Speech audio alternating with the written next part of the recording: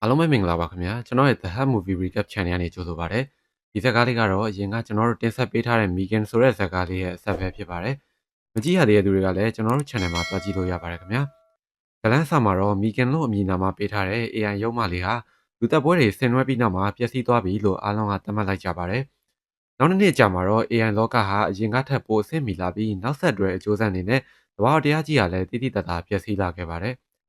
သူတေသနာအခန်းတစ်ခါမှာတော့အမီလီယာလို့ခေါ်တဲ့ဆဲရုပ်တယောက်လည်းရှိနေခဲ့ပြီးအဲ့ဒီဆဲရုပ်ဟာကိုပိုင်ဆုံးဖြတ်ချက်ချနိုင်တဲ့စစ်ဘက်ဆိုင်ရာထောက်လှမ်းရေးနဲ့ကျူးကျော်ဝင်ရောက်ရေး Android ရုပ်သေးတရုပ်ဖြစ်ပါတယ်။အဲ့ဒါပြင်အဲ့ဒီဆဲရုပ်ဟာနိုင်ငံတော်ကာကွယ်ရေးမိခံကကန်ထရိုက်ယူထားတဲ့ကုမ္ပဏီတစ်ခုကဖန်တီးထားတဲ့စစ်ဘက်သုံးလူသားပုံစံတူလက်နက်တစ်ခုလည်းဖြစ်ပါတယ်။အီရန်နဲ့တူရကီနယ်စပ်တနေရာမှာတော့လျှို့ဝှက်လှုပ်ရှားမှုနဲ့လောက်ကျန်တပ်ဖြတ်မှုတွေအတွက်ဒီဇိုင်းထုတ်ထားတဲ့မီလီယာဟာစစ်ခြေဆိုင်စကန်တစ်ခုကကျေးဇက်စစ်သားတစုကိုလှည့်မြန်စွာနှိမ်နင်းလိုက်ပါတယ်။ဒါပေမဲ့အင်ဂျင်နီယာနေဗန်ကိုရှာဖွေတွေ့ရှိပြီးနောက်မှာတော့သူမဟာသူ့ကိုကယ်တင်ရမယ့်စာမမျှော်လင့်ပဲတပ်ပစ်လိုက်ပါတယ်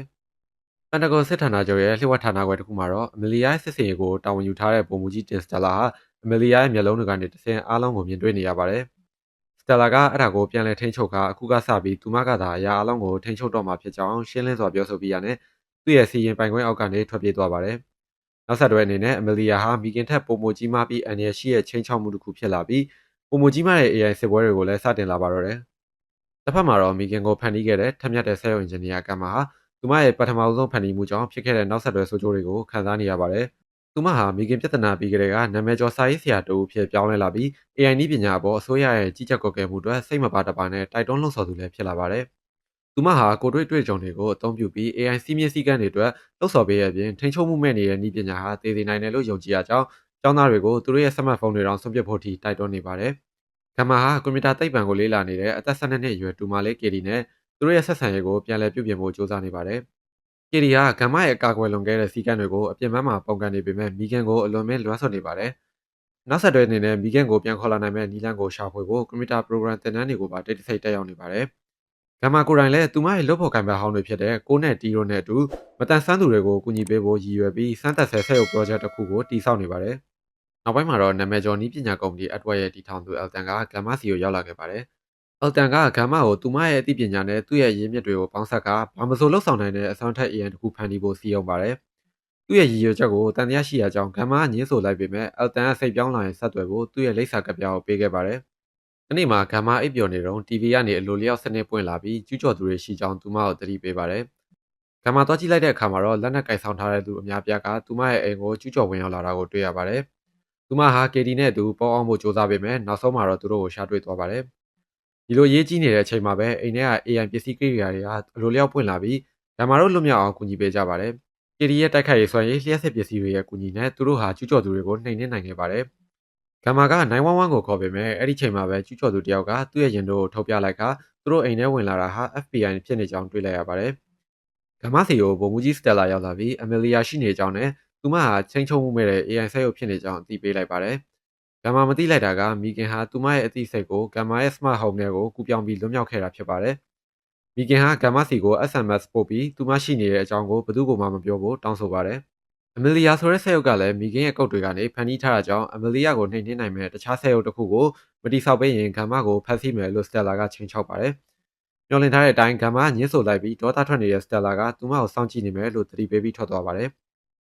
စတယ်လာထွက်သွားပြီးနောက်မီဂင်ကရုပ်လုံးထွက်ပြလာကဂမ်မာနဲ့ကေဒီတို့ကိုတိတ်တဆိတ်စောင့်ကြည့်နေကြကြောင်းအိမ်ထဲမှာလျှက်ဝက်အခန်းတွေနဲ့အစစ်မြင့်နည်းပညာတွေကိုပါပြင်ဆင်ထားကြောင်းနဲ့သူမဟာအရင်ကထပ်ပိုမိုပါးနှက်ပြီးအသိရှိလာကြောင်းပြောပါတယ်။အမီလီယာကိုတားဆီးဖို့ဂမ်မာနဲ့ပူးပေါင်းမယ်လို့ကမ်းလှမ်းပေမဲ့အပြန်လန်အနေနဲ့ခန္ဓာကိုယ်အသစ်တစ်ခုပေးဖို့တောင်းဆိုပါတယ်။မီဂင်ရဲ့အတိတ်ကလောက်ရတဲ့ကြောင့်ဂမ်မာဟာကြောက်လန့်နေစေဖြစ်တာမို့သူမကိုယုံကြည်ရကြောင်းတက်တွေမပြနိုင်ခင်ထိမီဂင်ကိုဆက်ရုပ်ရုပ်တရုပ်တစ်ခုထဲမှာပိတ်လောင်ထားပါတယ်။နောက်တစ်နေ့မှာဘီလီယံနာအယ်တန်ကျင်းပမဲ့ပါတီမှာအမီလီယာသူ့ကိုတိုက်ခိုက်ဖို့ကြံစည်နေတယ်လို့မီဂင်ကဂမ်မာကိုသတိပေးပါတယ်။အယ်တာကနိုင်ငံရဲ့ cloud server အများစုကိုပိုင်ဆိုင်ထားပြီးအမီလီယာကအဲ့ဒါကိုဟက်ကတနိုင်ငံလုံးလျှက်စစ်မီးဖြတ်တောက်ပြီး AI နဲ့တိမ်ပိုင်ဖို့ကြံစည်နေတာပါ။အမီလီယာကိုတားဆီးဖို့ဂမ်မာဟာမီဂင်နဲ့တူပါတီကိုတက်ရောက်ခဲ့ပါတယ်။အဲ့ဒီမှာလှုပ်ဖို့ကင်ပန်အောင်ကိုနဲ့မမျော်လင့်မဲဆုံခဲ့ပြီးသူ့ရဲ့ကပ်ပြားကိုအသုံးပြုကအဆောက်အုံတွေကဆာဗာခန်းထဲကိုဝင်ခွင့်ရခဲ့ပါတယ်။အမီလီယာဟာဆွဲဆောင်မှုရှိတဲ့ဝတ်စုံကိုဝတ်ဆင်ပြီးရောက်ရှိလာကအယ်တန်ရဲ့အာယုံကိုဖမ်းဆားနိုင်ခဲ့ပါတယ်။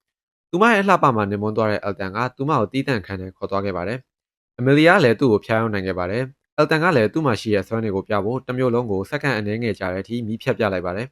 ပြီးတော့သူမကိုနီးနီးကပ်ကပ်ထိတွေ့ဖို့စ조사တဲ့အချိန်မှာအမလီယာဟာသူ့ရဲ့မျက်လုံးကိုစကန်ဖတ်လိုက်ပြီးသူ့ရဲ့ကွန်ရက်ကိုဝင်ရောက်ခွင့်ရသွားပါတယ်။အမလီယာဟာအရင်းမြစ်အလုံးကိုထိန်းချုပ်လိုက်ပြီးနောက်ဆုံးမှာအယ်တန်ကိုအဲ့ဒီခန်းထဲမှာပဲတပ်ပစ်လိုက်ပါတယ်။တစ်ဖက်မှာလည်းမီဂန်ကဆာဗာတွေကိုတုံးပြီးအမလီယာဘယ်မှာလဲဆိုတာကိုရှာဖွေပါတယ်။ CCTV တွေကို hack ပြီးကြည့်လိုက်တဲ့အခါမှာအယ်တန်ရဲ့အလောင်းကိုတွေ့လိုက်ရတာကြောင့်ထိတ်လန့်သွားပါတယ်။မီဂန်ကအမလီယာကိုပိတ်ဖို့စ조사ပေမဲ့အဲ့ဒီချိန်မှာပဲစတယ်လာနဲ့အေဂျင့်တွေရောက်လာပြီးဂမ်မာကိုဖမ်းဖို့စ조사ပါတယ်။တခြားနည်းလမ်းမရှိတာကြောင့်သူတို့ပေါင်းနေကြတဲ့အချိန်အမလီယာကသူတို့သုံးယောက်ကိုရှာတွေ့သွားပါတယ်။သူမဟာစတယ်လာကိုတိုက်ခိုက်ပြီးတခြားအေဂျင့်တွေကိုလည်းနှိမ်နင်းလိုက်ပါတယ်။ပြီးရနောက်ခန်းထဲမှာရှိတဲ့ပုံးနေတဲ့သူတို့သုံးယောက်ဘက်ကိုအာရုံလှည့်လာခဲ့ပါတယ်။အားလုံးကိုကယ်ဖို့အတွက်မီဂန်ကစတယ်လာရဲ့ဆက်သွယ်ရေးဆက်ကို hack ပြီး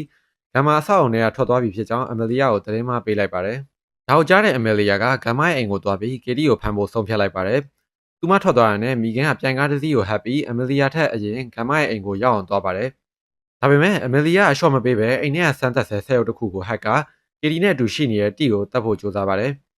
ဆက်ရုပ်ကတီကိုအသက်ရှူကြအောင်ညှစ်တက်တော့မဲ့အချိန်မှာကေဒီကရောက်လာပြီးရေနဲ့လောင်းချလိုက်ပါတယ်။အဲဒါကြောင့်ဆက်ရုပ်ကလျှက်စစ်ရှော့ဖြစ်ပြီးတီရဲ့အသက်ကိုကယ်နိုင်ခဲ့ပါတယ်။မကြခင်မှာဂမ်မာမီဂန်နဲ့ကိုရိုအိမ်ကိုရောက်လာပြီးမီဂန်ကသူတို့ကိုမြေရောက်ခန်းစီခေါ်သွားပါတယ်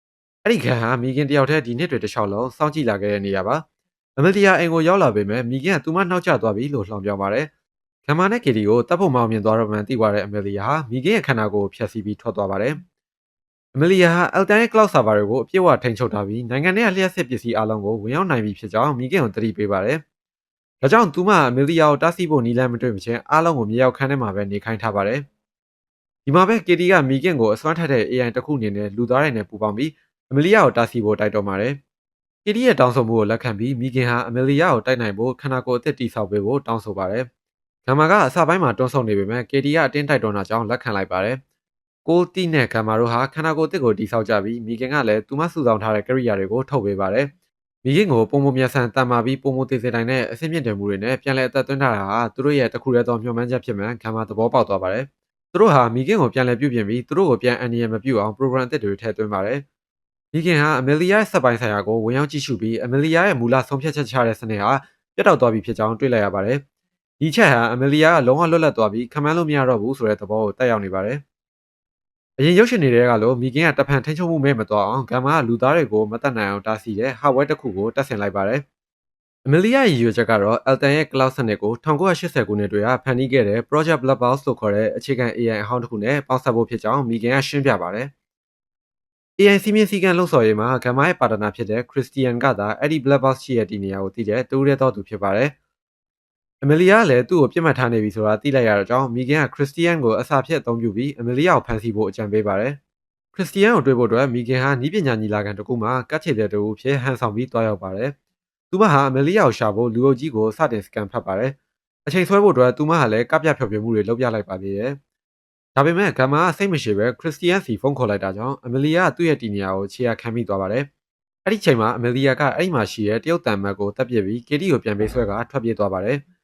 မီဂန်ကတားဖို့စူးစမ်းပေမဲ့သူမမှာဟာဝဲတစ်ခုတက်ထားတဲ့အတွက်ကြောင့်လူအုပ်ထဲမှာတနက်ဖြစ်ရင်ဘေးထွက်ဆိုးကျိုးရှိနိုင်တယ်လို့တွေးမိပြီးမဖြစ်နိုင်ခဲ့ပါဘူး။ဒါပေမဲ့ကေဒီရဲ့အသက်ဟာအန်ရရှိနေတာကြောင့်ဂမ်မာခက်ခဲတဲ့ဆုံးဖြတ်ချက်တစ်ခုချလိုက်ပါတယ်။သူမဟာမီဂန်စီယာဟာဝဲကိုဖြုတ်လိုက်ပြီးကေဒီကိုဘလိုနီးနဲ့ပဲဖြစ်ဖြစ်ကယ်ထုတ်ဖို့အမိန့်ပေးပါတယ်။သူတို့ဖွဲ့ဟာ Xenos ဌာနချုပ်ရှိကိုတွားကြပါတယ်။မီဂန်ဟာသူမရဲ့ဝင်းစုကိုတုံးပြီးတောင်ပေါ်ကနေခုန်ချကအဆောက်အအုံကိုမသိအောင်ဝင်ရောက်ပါတယ်။ကိုးကလည်းနီးပညာသမားဖြစ်ဟန်ဆောင်ပြီးဝင်သွားပေမဲ့မတော်တဆသူကိုယ်တိုင်မေးသေးပေးထားတဲ့လက်ကင်ပွားနဲ့နှာချီမိပြီးတတိလက်သွားပါတယ်။ရုတ်တရက်ဆက်သွယ်ရေးတွေပြတ်တောက်သွားတဲ့အခါဂမ်မာကမီဂန်ကိုတန်တရားဝင်လာပါတယ်။မီဂန်ကအမလီယာနောက်ွယ်မှာရှိနေပြီး Black Box ရဲ့ AI ကိုရဖို့ဒါရီအားလုံးကိုစီစဉ်တာလို့သူမထင်သွားပါတယ်။ဒါကြောင့်ဂမ်မာဟာမီဂန်ကိုချက်ချင်းတတ်နိုင်တဲ့ EMP ဖောက်ခွဲရေးခလုတ်ကိုသုံးဖို့ပြင်ပါတယ်။ခရစ်စတီယန်ကမီဂန်ကိုတားမြစ်ပေမဲ့ခလုတ်ကိုသူ့လက်ထဲအပ်လိုက်တဲ့အခါမှာတော့သူဟာအစာထဲကအမလီယာကိုဖန်တီးပြီးကျိုးကင်နေတဲ့လူရုံမှာဖြစ်ကြောင်းရုံလုံးပေါ်လာပါတယ်။သူ့ရဲ့ရည်ရွယ်ချက်က AI ပေါ်လူတွေကြောက်လန့်လာအောင်လုပ်ပြီး AI ကိုကမ္ဘာစီးပွားရေးကနေဖယ်ထုတ်ဖို့ G20 ခေါင်းဆောင်တွေကိုစီးရုံးဖို့ဖြစ်ပါတယ်။သူကတီကိုဒဏ်ရာရအောင်လုပ်ပြီးဂမ်မာကိုတစားခံဖြစ်ဖမ်းဆီးပါတယ်။တကယ်တော့အမလီယာဟာသူ့ရဲ့အမိန့်အောက်မှာအလုပ်လုပ်နေတာပါ။မီဂန်ကိုလည်းဖမ်းဆီးလိုက်တဲ့ခရစ်စတီယန်ကဂမ်မာကိုသူ့ဘက်ကပူပေါင်းဖို့နဲ့မီဂန်ကိုတပ်ပစ်ဖို့ပြောပေမဲ့ဂမ်မာကညှင်းဆိုပါတယ်။အဲ့ဒီချိန်မှာမီဂန်ကဂမ်မာကိုတိုက်ခိုက်တယ်လို့ဟန်ဆောင်ပြီးထွက်ပြေးဖို့ကြိုးစားပေမဲ့ခရစ်စတီယန်ရဲ့လူတွေကနှိမ်နင်းလိုက်ပါတယ်။